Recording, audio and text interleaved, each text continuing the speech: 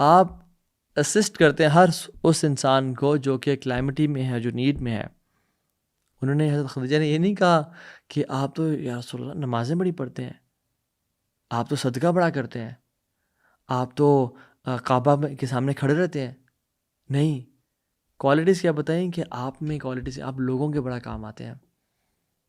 اور ابو بکر صدیق کیوں اس امت میں سب سے افضل ہیں انبیاء کے بعد؟ ایک شخص نے ابو بکر صدیق کو مکہ میں تھا اور کہا نکل جاؤ ہمارے مکہ سے, جب ہجرت سے پہلے. تو ایک شخص تھا, اس نے کہا زید, اس کا نام تھا زید ابن دغینہ, زید ابن دغینہ کہتے ہیں کہ ان ابا بکر لا یخرج مثلہ ولا یخرج, ابو بکر جیسا بندہ نہ یہ نکلے گا اور نہ ایسے کو نکالنا چاہیے. کیوں؟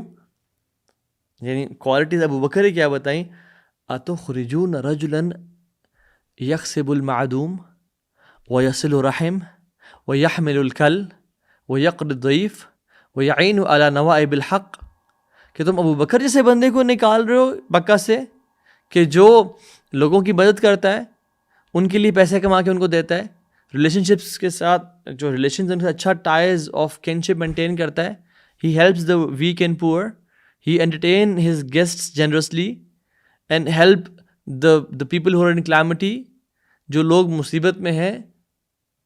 اور پھر اس نے کیا کہا کہ ابو بکر آپ کو کوئی یہاں سے نکالے گا, میں آپ کا پروٹیکٹر ہوں, جائیں آپ اپنے رب کی عبادت کریں, اس مکہ میں آپ کا خیال رکھوں گا. اللہ اکبر.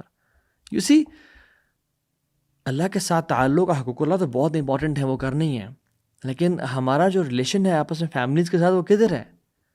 ہم اس معاملے میں فیلیئرز ہیں, واللہ ہم ناکام ہو رہے ہیں. ابو بکر صدیق کی ایک یعنی ٹرو سٹوری سنیں.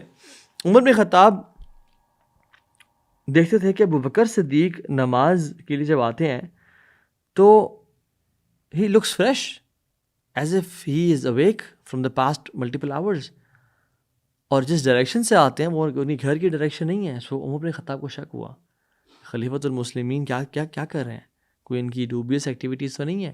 And Umar was very strict person.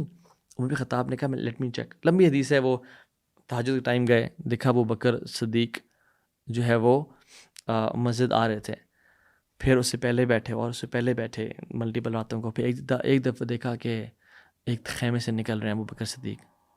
انہوں نے کہا چلو جی پکڑے گئے, اور وہ جا رہے ہیں ٹورڈز مسجد. تو جب اس خیمے میں گئے دیکھا کون خاتون ہے وہاں پہ, کون لوگ ہیں.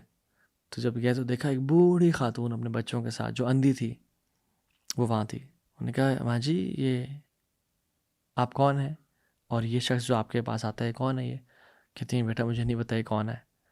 She didn't even know کہ this is Abu Bakr Siddiq خلیفۃ ul Muslimeen. She said کہ بس یہ آتا ہے, یہ ہمارے گھر کی صفائی کر جاتا ہے,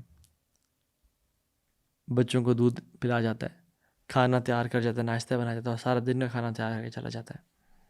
یعنی ہی ہیلپس اس. اللہ کا بندہ کون ہے, اللہ اس کو درجات بلند کرے. اور پھر کیا کہا کہ عمر بن خطاب نے سب سننے کے بعد کہا کہ مے مائی ادرز لوز می, یعنی میں تباہ ہو جاؤں, کہ I am trying to find faults in Abu Bakr. اور یہی جو چیز ہے عمر بن خطاب کے بارے میں کہی گئی کہ وہ جس طرح سے لوگوں کی ہیلپ کرتے تھے. اور عمر کے بیٹے دیکھ لیں آپ, مجاہد بن جبر کہتے ہیں کہ میں نے عبداللہ بن عمر کے ساتھ ٹریول کیا to serve him and to help him and to assist him and to take care of him, but کہتے ہیں کہ he ended up serving me as if وہ میرے ساتھ آئے تھے میرا خیال رکھنے کے لیے, ایسے محسوس ہو رہا تھا. ہی واز سرونگ می. حسن البصری رحمہ اللہ کہتے ہیں کہ میں کسی مسلمان کی سروس کروں, کسی کے ہیلپ آؤں, is more beloved to me than 2 months of اعتکاف.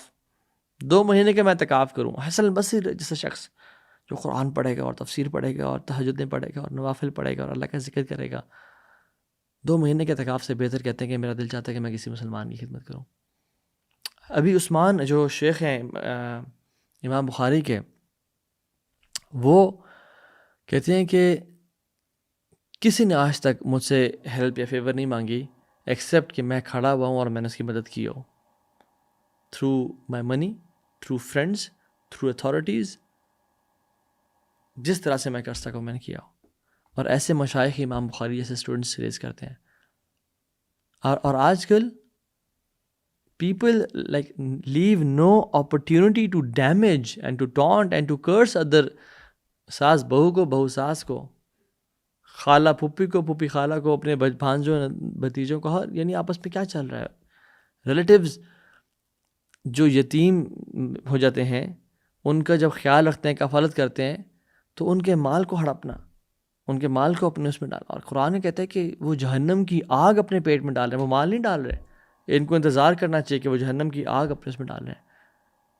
تو حدیث میں کیا آتا ہے کہ کوئی بھی ایسا گناہ جلد عذاب نہیں لاتا قیامت کے دن سے پہلے اس دنیا میں ہی، دو چیزوں کے سوا. ایک جو انسان انجسٹ ہوتا ہے، اور دوسرا جو ہی وہ the one who breaks his ties of kinship، جو اپنے رشتہ داروں کو، اپنے رشتوں کو توڑتا ہے، جو انجسٹس کرتا ہے اور جو رشتوں کو توڑتا ہے. کریں پھر دیکھیں اس دنیا میں کیسے عذاب اور کیسے مشکلیں، کیسے پریشانیاں آتی ہیں.